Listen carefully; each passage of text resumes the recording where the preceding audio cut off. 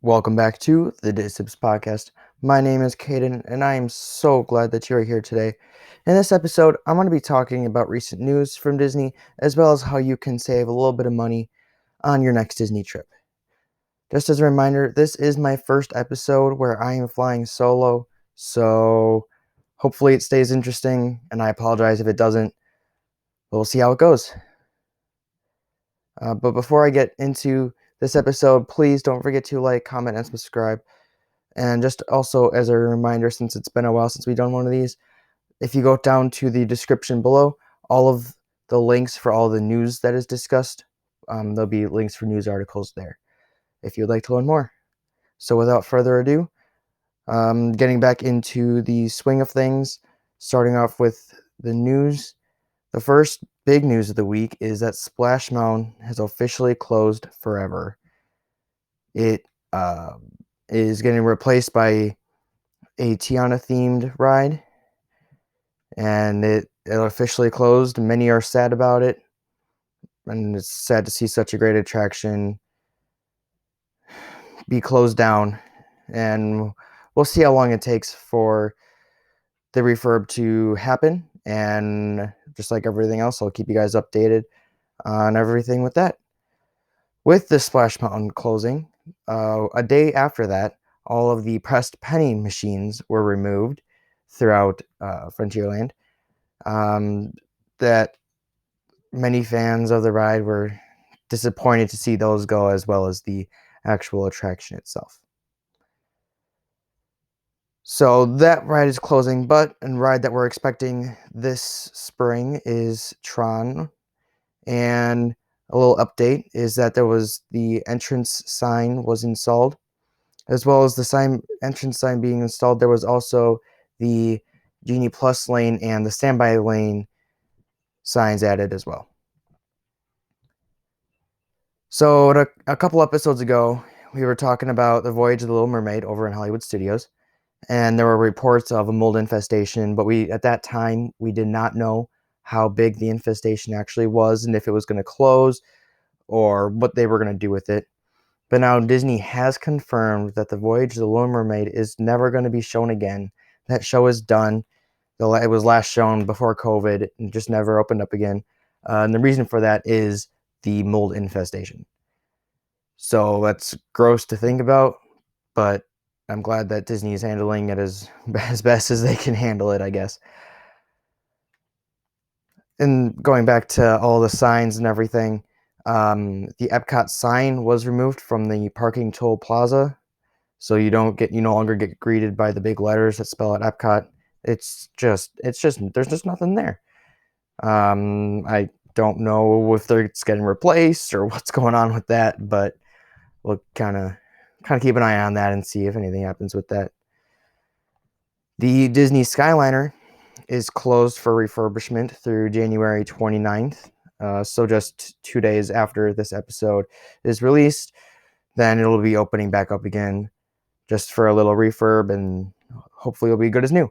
The last two pieces of news is some merchandise over on Shop Disney. There's 2 Galaxy's Edge lightsabers.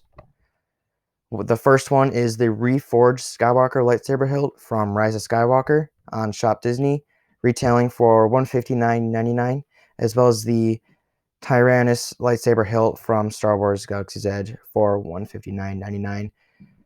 The links for these are in the description below if you are interested in those. If not, then maybe head over to Shop Disney. There's always constantly new stuff, but I'm just talking about the major stuff from the parks. So that was really short of a news segment. It's probably gonna be a shorter episode altogether.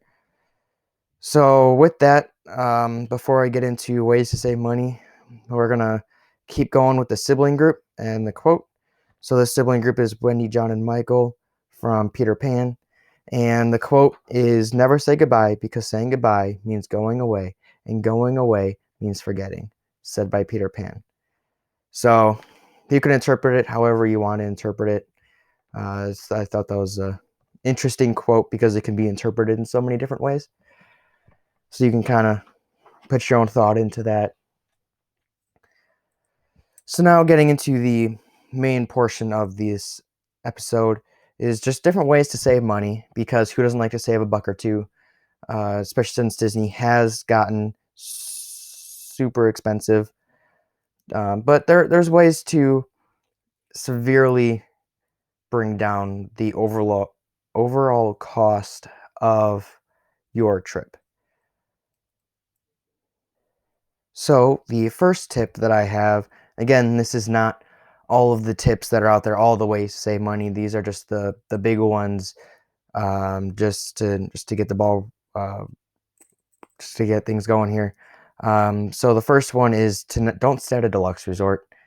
Stay at a value resort. This can save you thousands per night. So we're not staying at the Grand Floridian. Instead, we're going to stay at an All-Star.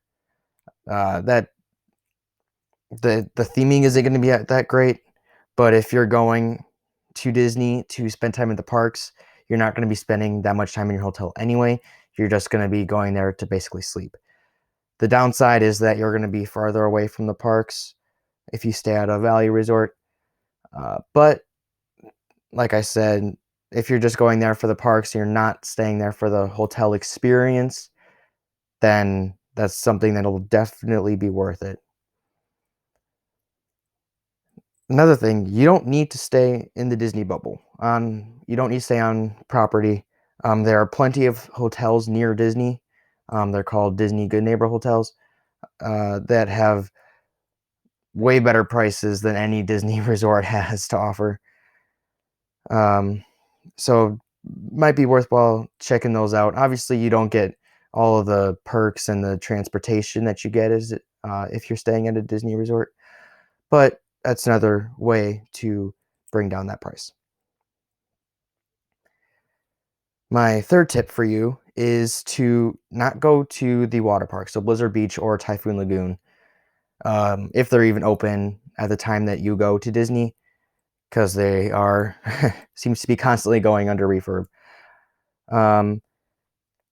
Instead, just your hotel might have a pool, just go there. But going to the hotel pool and not going to the water parks can save you $69 per person per day. So that's a lot of money that you can be saving. Obviously, there's not like a lazy river or anything at your hotel, but there is a pool. So if you want to go swimming, that you can do that. Next up is to not use Genie Plus. This it's $20 per person per day, so it will save you $20 per person per day. And not to mention, you need to get it for everybody in your party. So if you're a family of 4, that's $80 per person, but that's only for one day. So it's not for your whole trip; it's just for one day. It is possible to not use it. Just you got to be smart about when you go, and also to a tip that I recently heard was rope drop the park. So get there as soon as it opens and stay till about lunchtime, and then go back to your hotel, and then come back at around 4 or 5, and then stay till fireworks. So you can go back to your hotel, you can take a nap, you can do stuff around your hotel. That way you're not there at the peak time in the afternoon when everything is going to be super busy. So just a little tip for you there. The Another thing going along with that is to not use a park hopper. That saves you $80 per person per day. You can recently you can only go until after 2 p.m. So it might be worth it, but it most likely isn't worth it, especially for $80 for each ticket each day that you want to have this as an option. Moving on with different ways to save money is that you don't need to spend all days at the parks. It's not a rule. Disney could like Disney is just trying to get you to go to their theme parks, which their theme parks are great, yes. However, they also cost a lot of money. So instead, you can do some free options like Disney Springs. Disney Springs is completely free. Go shopping around there, and kind of in the Disney atmosphere. And then another thing too is spend time at your resort. There's so much that all of these resorts have to offer, just different things that I would encourage you to check out. And with all the everything that Disney has around your resort and all the parks is budget how much you spend on merchandise. Merchandise in Disney is expensive. You see a t-shirt that looks so cool and then you see that it's $50. So maybe not that t-shirt, but there's just Disney just tries to get you, and especially like their everything in Star Wars Galaxy's Edge is super expensive. So just budget. A tip that you can try is put the amount of money that you want to spend on merchandise on a gift card, so that way you are limited to however much you set. Just small things like this, like just like add up. So now going on to more of the food side, because Disney food is expensive. You have a bottle of water for $5. It's expensive. You can bring your own food into the parks. Nobody's going to yell at you for that. That is a huge money saver. It can be full lunches. It can be just snacks to get you through your day. But this is a huge money saver. And Disney fully welcomes it into their parks. It's not it's not like it's restricted or anything. But if you are going to get food from Disney, buy food from Disney, their serving sizes are known for being really big. So for the adults, I would recommend maybe eating off of the children's menu. Nobody's going to judge you. It's a lot cheaper and it's still really filling. And if you want to have people split meals, like your kids, or you're going with a group of friends and you just want to all split a meal, then you can also split adult meals and just ask for an extra plate.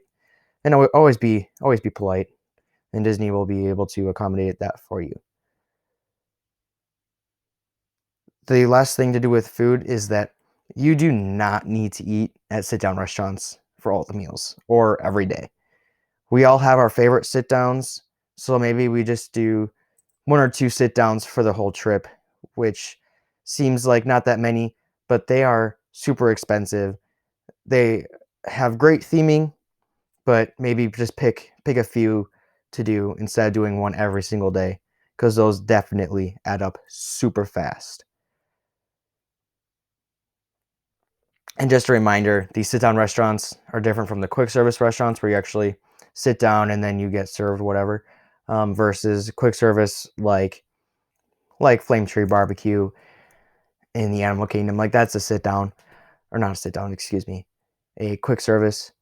But it also has really good food and really good views. So that's one I would definitely recommend trying if you have not tried it. Flame Tree Barbecue over in Animal Kingdom. So with that, going more into tickets again, the price of a ticket fluctuates throughout the year. There are the more busy times are going to be a lot more expensive than the off times. So right when school starts is an off time, but the really busy times is around Christmas, spring break, Veterans Day weekend, which also happens to be Jersey week. So everybody from New Jersey, everybody goes to Disney, and it's super busy. And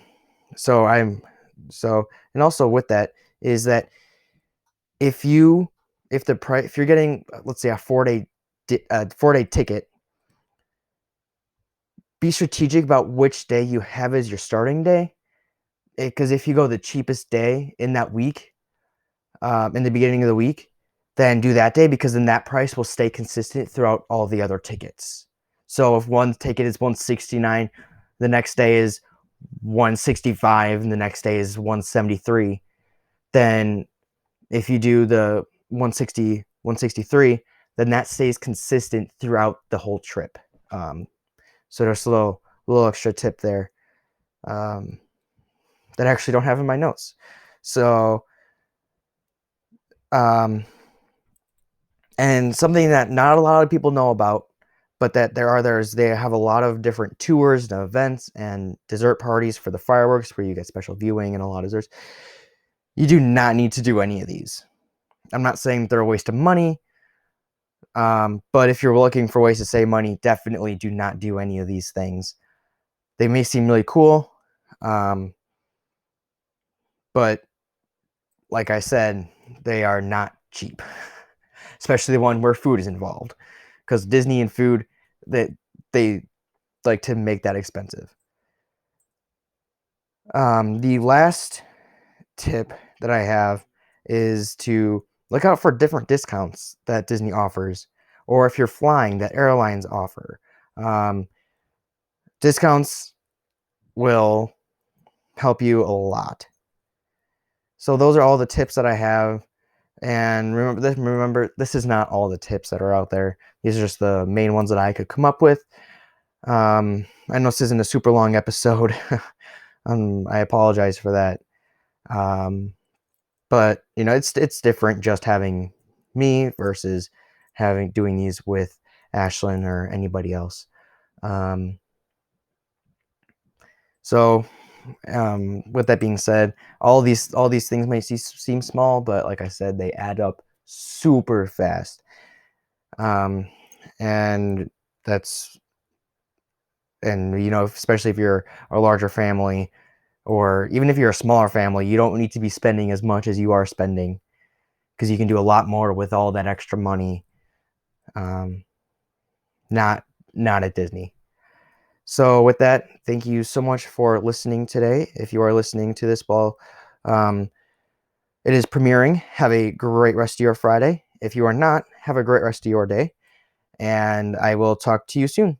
Bye-bye.